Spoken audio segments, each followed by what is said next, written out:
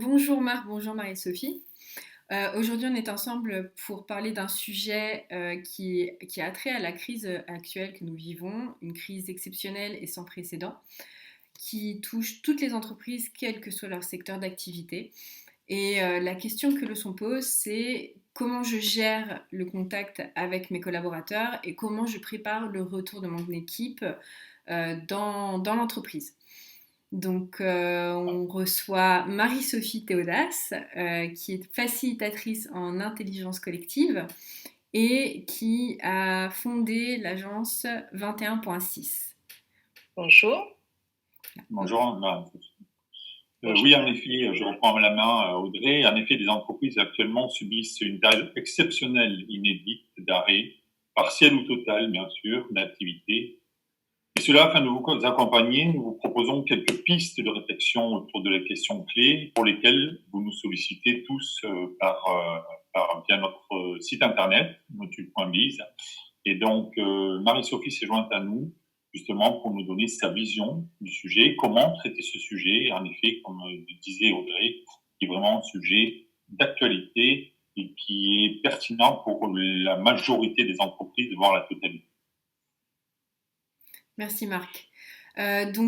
Pour entrer en matière, on va rappeler que l'arrêté du 14 mars dernier a lancé la suspension de toute activité professionnelle non indispensable, notamment pour les activités qui étaient en rapport avec le public, comme la restauration, l'hôtellerie, toutes les activités liées au tourisme, le retail, les commerces en règle générale, mis à part les commerces d'alimentation. Et la pharmacie. Le personnel s'est retrouvé en retrait de toute activité professionnelle. Un retrait partiel ou total qui a induit un chômage. Aujourd'hui, il faut mettre en place des actions concrètes pour maintenir le contact avec vos salariés. Marc, je te donne la parole sur ce sujet. Oui, en effet. C'est vrai que le fait du jour au lendemain se quitter les uns les autres, c'est-à-dire quitter son milieu professionnel, a causé quand même certains troubles. Alors, pour les salariés, mais aussi pour les entreprises.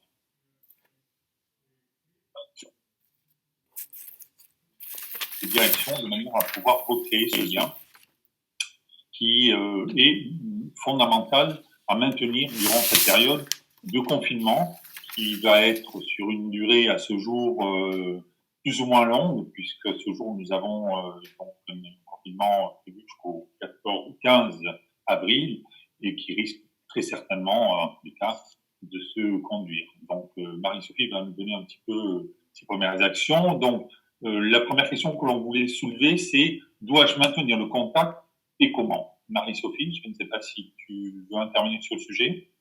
Oui, impératif. Garder le lien avec ses équipes de façon la plus conviviale possible, ce qui va vous permettre d'entendre les peurs, les freins et le vécu de chacun, de faire une récolte, de pouvoir partager vous aussi, si vous êtes un manager, si vous êtes un chef d'entreprise, de rester proche d'eux, donc par les réseaux. Vous pouvez aussi organiser des réunions comme on fait là, de façon virtuelle avec des supports qui sont adaptés et peut-être définir tous ensemble des thèmes sur lesquels vous pouvez échanger, prendre des notes et réfléchir sur ce qui se passe entre vous. Bien. Merci Marie-Sophie. Oui, pardon, on va dire Audrey, excuse-moi. Non, vas-y. Oui, en effet. Donc, il est important, donc, comme le rappelait Marie-Sophie, le prescrivait en tout cas Marie-Sophie, c'est de prendre des nouvelles. Donc, vous devez, au travers de ces nouvelles, être rassurant, avoir un ton juste et privilégier plutôt la qualité que le quantité. Mais aucun salarié ne doit être laissé de côté, qu'il soit en chômage partiel, qu'il soit en télétravail ou qu'il soit sur l'action, puisque certaines entreprises, comme le faisait état tout à l'heure Audrey, certaines entreprises sont avec des personnes qui sont encore sur le terrain. Et donc, c'est important aussi de garder ce lien, même au quotidien, vis-à-vis de ces personnes. Si vous avez des informations dont l'intérêt est général ou individuel, peut-être un secteur d'activité, transmettez-les dans la plus grande transparence possible. Bien sûr, il y a des éléments qui peuvent être transcrits aux salariés, et je crois que les salariés sont en attente.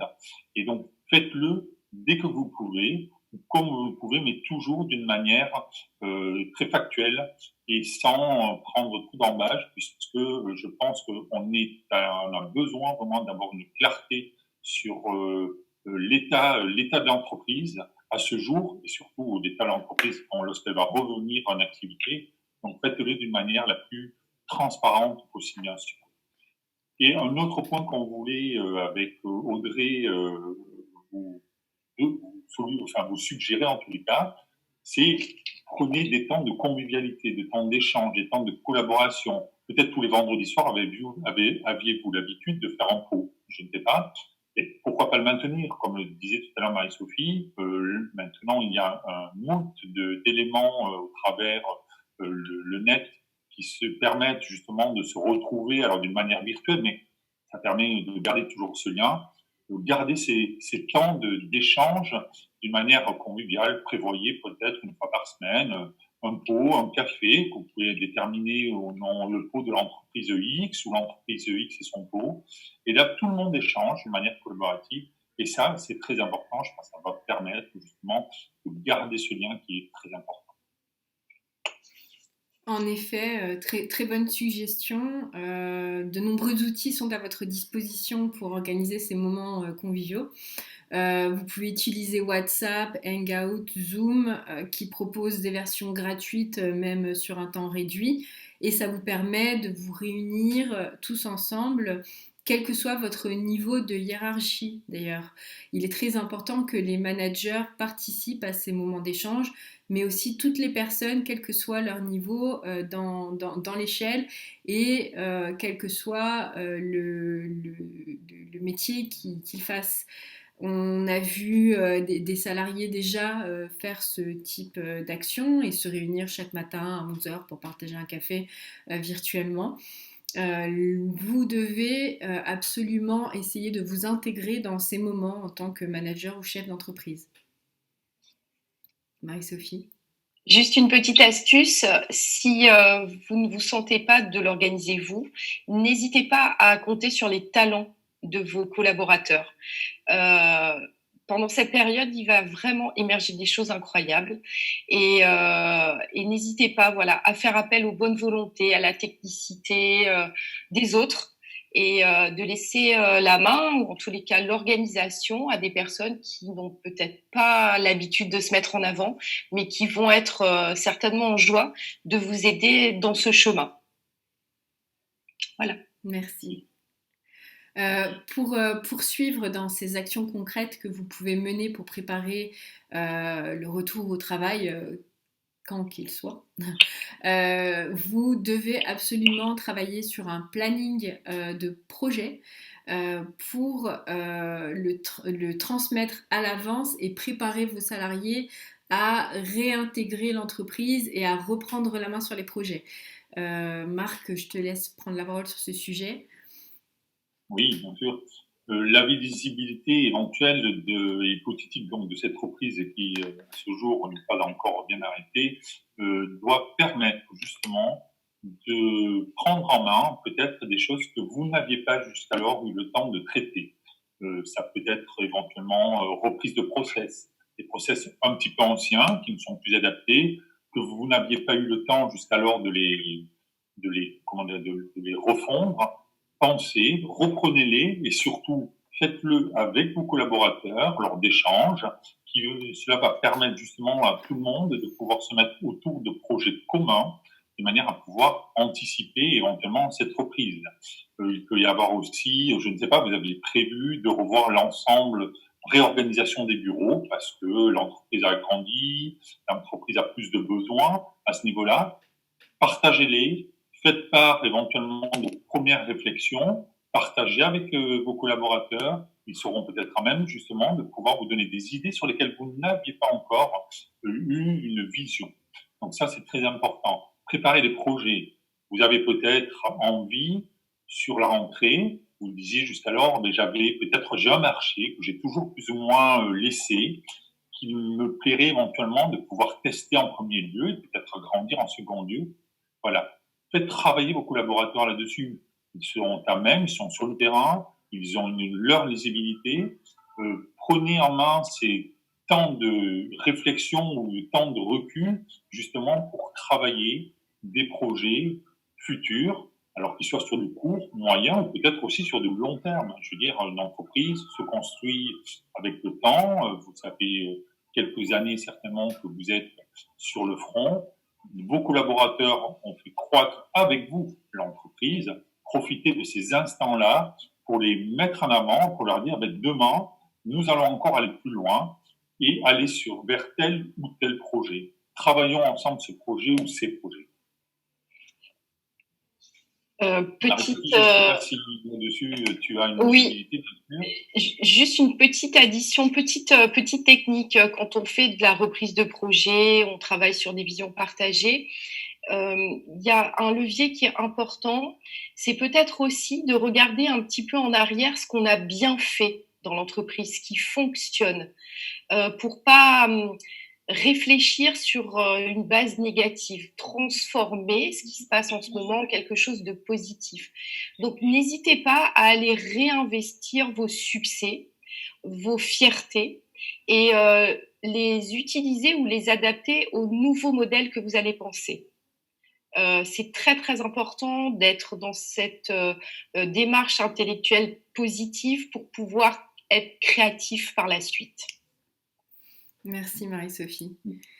Dernier point sur ces actions concrètes à mener pendant ce confinement, pour lequel évidemment on a très peu de visibilité. On parle encore de 15 jours, peut-être 3 semaines, peut-être 1 mois. Il est absolument primordial de donc maintenir le contact avec votre équipe et créer des moments d'échange, mais également de leur transmettre des informations sur l'état de l'entreprise. Vos collaborateurs sont inquiets pour leur emploi, ils sont inquiets pour leur source de revenus, ils sont inquiets pour demain, pour l'année prochaine, pour dans 2 ans. Ils ne savent pas comment votre entreprise va se relever de cette crise et comment l'économie en règle générale va se relever de cette crise sans précédent. Il faut absolument les aider à envisager l'avenir de façon un petit peu plus éclairée et claire en leur donnant des informations concrètes, notamment avec toutes les actions que vous aurez pu mettre en place pendant ces semaines pour faire rentrer de l'argent, mais également peut-être trouver de nouvelles sources de revenus pour l'entreprise. Marc, je te rends la parole sur ce sujet. Oui, en effet, je pense qu'il faut prendre vraiment cette période-là comme quelque chose de positif. Et Marie-Sophie en faisait état tout à l'heure, de manière à se dire, bon, mon entreprise est dans l'état qu'elle est à ce jour, il n'y a aucun jugement bien sûr, mais comment la faire grandir? Et justement, cet engagement que vous allez prendre vis-à-vis de vous doit aussi transparaître vis-à-vis de vos employés, de vos salariés. Je pense qu'ils sont tous à même de se dire que cette période-là exceptionnelle que nous traversons va bouleverser beaucoup de paradigmes économiques, sociétaux, environnementaux peut-être. Et ils savent que la reprise ne se fera certainement pas du jour au lendemain. Il y aura une phase de démarrage, d'accompagnement, et ils doivent avoir le discours le plus clair là-dessus parce qu'ils en ont conscience. Tout le monde a la conscience que on va pas reprendre le lendemain du confinement à l'identique de ce que nous l'avons laissé la veille avant de partir. Oui. Jouez cette transparence-là. Si vous devez mettre en place des actions de restructuration, de diminution peut-être de temps de travail, de charges, quelles qu'elles soient, pensez-y, réfléchissez-là avant la reprise et profitez lors de la reprise de leur en faire part. Et je pense qu'ils seront tout à fait à même de pouvoir l'entendre et de pouvoir aussi vous accompagner dans cette démarche-là. Marie-Sophie, je ne sais pas si toi, tu as une visibilité à ce niveau-là. Oui, sur l'accompagnement du changement, il peut se faire à plusieurs niveaux. La transparence est importante, ça va vous permettre de créer des flux de communication que vous n'aviez pas exploités, ça c'est clair. J'irai même un petit peu plus loin. C'est peut-être le moment de profiter pour se remettre en question en tant que manager ou en tant qu'employé, hein, tout simplement. Et d'avoir une vision de ce qui a été, de ce que j'ai vécu, de ce que j'apporte, de mon engagement.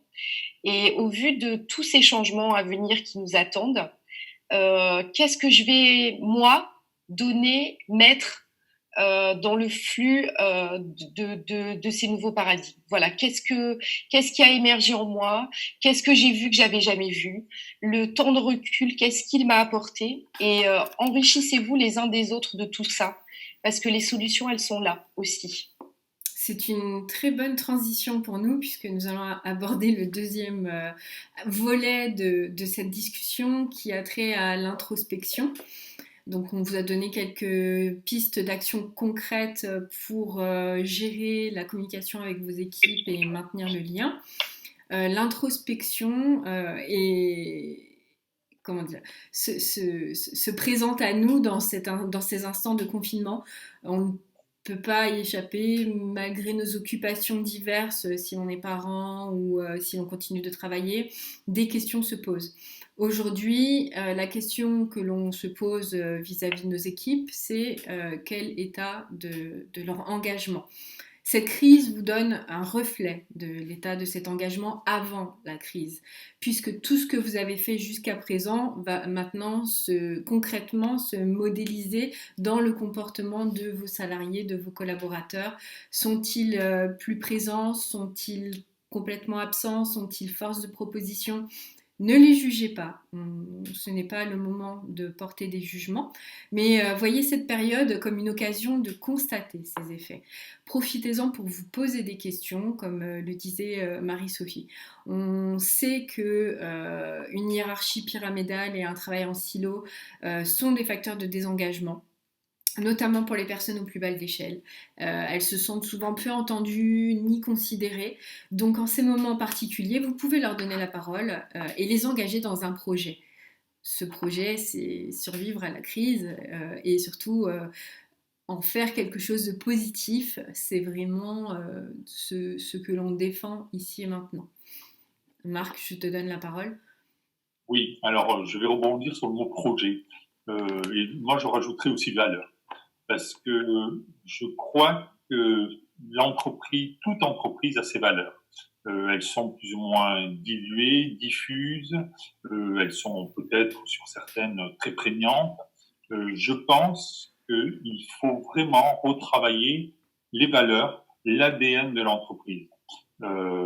C'est un élément qui va maintenant donner tout son sens parce que durant cette période-là, nous tous, qui que nous soyons, avons eu un œil beaucoup plus large sur la vie au quotidien.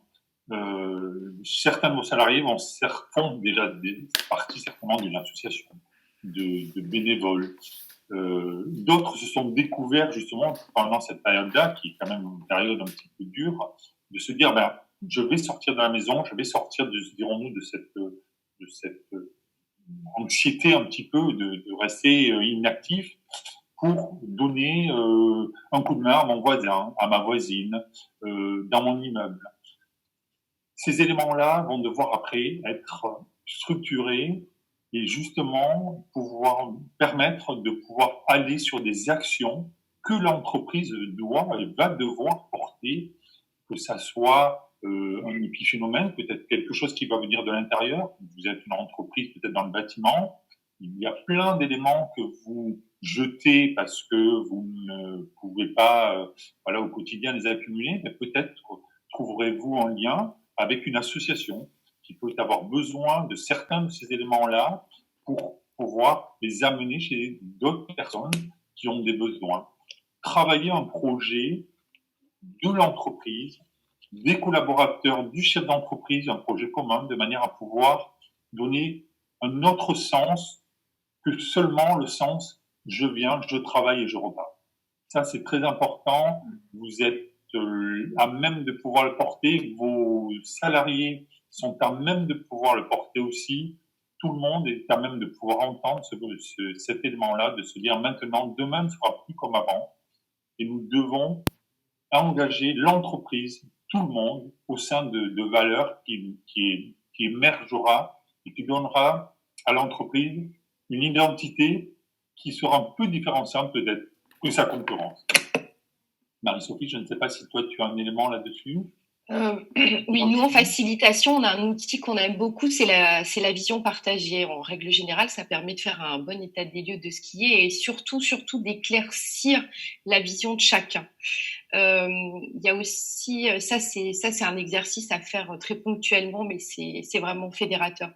Il y a aussi une chose qui est importante dans ces moments un petit peu compliqués, c'est que on a des outils qui sont ce qu'on appelle des moteurs d'engagement. C'est effectivement quand vous allez regarder les ressources de chacun et les initiatives possibles de chacun, dites-vous que dans l'entreprise, on peut l'adapter à ce qui est fait dans la vie hors de l'entreprise. Et c'est très, très important d'être créatif à ce niveau-là. Tout ce qui va donner un sens à une équipe, à une entreprise, à une activité, peu importe, c'est donner du sens, le poser et l'intégrer. Donc, n'hésitez pas à tous échanger ensemble si vous avez testé pendant cette période de confinement des actions qui vous ont porté, qui ont été importantes pour vous. Si c'est des valeurs que vous avez intégrées et que vous voulez partager, faites-le entre vous après dans votre entreprise. Merci. Merci. On peut poursuivre notre discussion sur le retour des équipes dans la société, dans le restaurant, dans l'usine, voilà, où que vous travaillez. Il est nécessaire de préparer aussi ce retour le jour J. Que va-t-il se passer? Anticiper les choses un peu plus difficiles que chacun auront vécu et en prendre compte. Je pense, Marie-Sophie, tu as quelques pistes sur ce sujet. Oui, il ne faudra pas imaginer qu'on reprend comme entre-temps, il se sera passé beaucoup de choses. Et je pense qu'il va être très, très important de pouvoir accueillir tout ce que l'équipe, les collaborateurs ont vécu. Même si au début, il ne se passe pas grand-chose, il va y avoir quand même un peu des traces. Il faut vraiment les prendre en charge. C'est important. C'est important de poser cette parole pour pouvoir redonner un élan vital derrière et être en action, débarrasser de ces petits ou grands traumas. Ça va appartenir à chacun.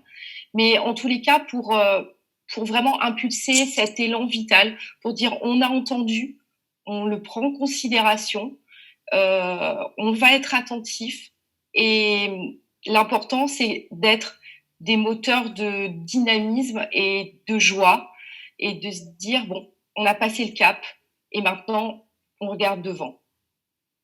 Merci. Je pense aussi à un dernier point à souligner, qu'il est très important de ne pas négliger la sécurité psychologique, affective et physique de vos collaborateurs. En effet, ils vont peut-être pour certains revenir avec une certaine peur au ventre.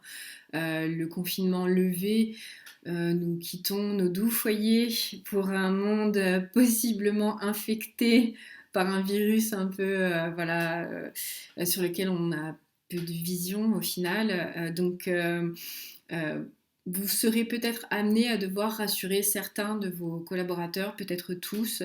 N'hésitez pas à là aussi communiquer sur les actions que vous avez menées pour préparer leur retour au travail.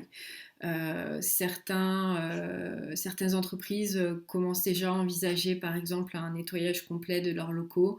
Il faut absolument le faire savoir à vos collaborateurs lorsque ce genre d'action se menait, leur mettre à disposition éventuellement des gels hydroalcooliques, du savon, tout ce qu'il faut pour qu'ils puissent venir travailler dans de bonnes conditions et de façon plus sereine.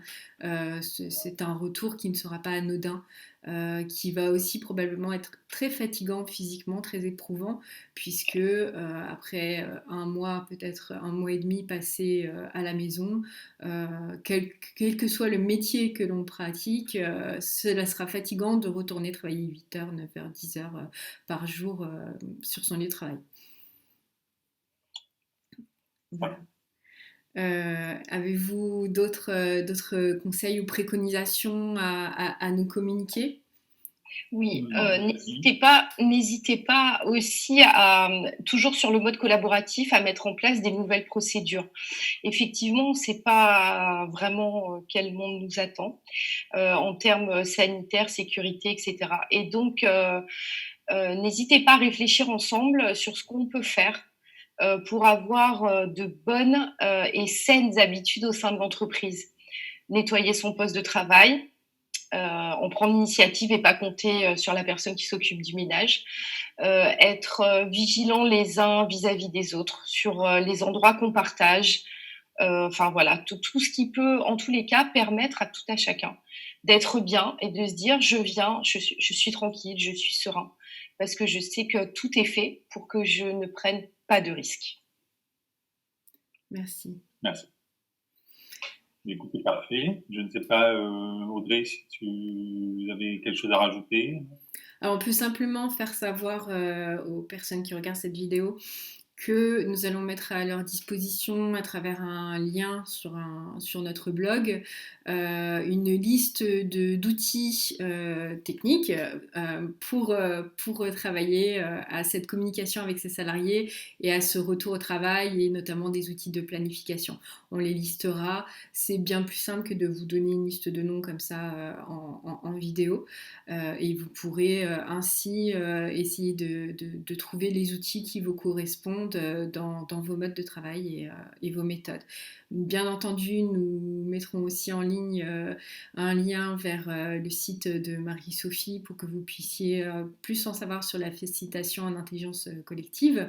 D'ailleurs, peut-être là maintenant, à l'issue de cette discussion, tu peux nous présenter un peu plus cette méthode et ce mode de pensée pour qu'on puisse conclure sur une jolie histoire. Alors, la facilitation d'intelligence collective, c'est un process d'accompagnement d'entreprise, alors de 2 à infiniment de personnes, pour travailler sur toutes les problématiques que l'on peut avoir dans une entreprise, que ce soit en termes relationnels, de création. Et ça permet de mettre en avant, en énergie, en cohésion, les talents et les possibles des collaborateurs. Ça permet une communication beaucoup plus fluide, d'animer des réunions avec des résultats de façon plus rapide. Et c'est surtout un travail très important de coopération, d'engagement, de vision. Donc, n'hésitez pas. C'est adaptable à chaque structure, à chaque demande. Ça peut être 1 heure, ça peut être une journée. C'est vraiment à la demande et voilà, en fonction de chacun. Merci. Marc, je te laisse le mot de conclusion. Oui, en conclusion, on espère que cet échange que nous avons eu vous aura apporté des approches factuelles sur justement ce temps de comment pouvoir entretenir la relation avec mon entreprise, avec mes salariés. Nous nous retrouverons sur un prochain échange qui sera autour de comment, là maintenant, entretenir mes relations avec mes clients durant cette période de confinement. Nous serons aussi à même de pouvoir nous retrouver via notre site internet qui s'appelle notude.biz retrouver aussi Marie-Sophie au travers de son site internet 21.6. Et nous vous disons de réfléchir un petit peu à tous ces éléments-là. Surtout, soyez le plus prudent possible, que vos salariés puissent vous entendre durant cette période-là. Je crois que c'est très important, c'est important à tout le monde de garder ce lien citoyen, et espérons que nous sortirons au plus vite de cette période-là un petit peu de latence. Merci à vous.